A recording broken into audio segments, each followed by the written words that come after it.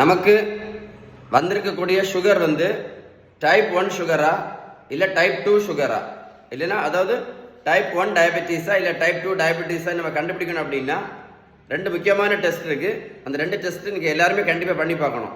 ஒன்று C peptide test, ஃபாஸ்டிங்லாம் பண்ணணும், சாப்பிட்ட அப்புறம் போஸ்ட் பிராண்டிலும் பண்ணி பார்க்கணும் சி பெப்டைட். இன்னொன்று வந்து இன்சுலின், ஃபாஸ்டிங் இன்சுலின் பண்ணணும், சாப்பிட்ட பிறகு இன்சுலின் டெஸ்ட் பண்ணி பார்க்கணும். இந்த ரெண்டு டெஸ்ட்டையும் கண்டுபிடிச்சி கரெக்டாக பண்ணி பார்த்தீங்கன்னா நமக்கு வந்திருக்குது டைப் 1 சுகரா இல்லை டைப் 2 சுகரான்னு கரெக்டாக என்ன பண்ணிடலாம், கண்டுபிடிச்சிடலாம்.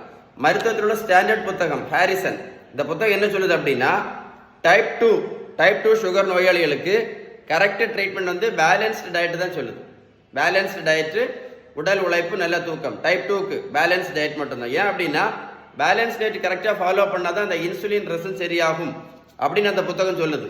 அப்படின்னா என்ன சொல்லுது அப்படின்னா யார் யார் பேலன்ஸ்டு டயட்டை கரெக்டாக ஃபாலோ பண்ணுறாங்களோ, ஒரு கூட சொல்கிறேன், யார் யார் பேலன்ஸ் டயட்டை கரெக்டாக ஃபாலோ பண்ணுறாங்களோ இன்சுலினும் நிரந்தரமாக நடத்தலாம், சுகர் மாத்திரை நிரந்தரமாக நடத்தலாம் அப்படின்னு இந்த புத்தகம் சொல்லுது. அப்படின்னா ரெமிஷன் இஸ் பாசிபிள் அப்படின்னு அந்த புத்தகம் தான் சொல்லுது.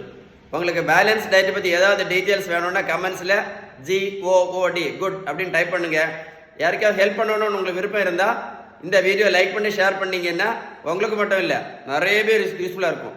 நிறைய பேர் இன்சுலின் போட்டு கஷ்டப்பட்டுட்டு இருக்காங்க, நிறைய பேர் வந்து சுகர் மாத்திரை போட்டு கஷ்டப்பட்டுட்டு இருக்காங்க. கமெண்ட்ஸில் குட்னு டைப் பண்ணுங்க, கண்டிப்பாக ரிப்ளை பண்ணுறேன். Okay, stay tune.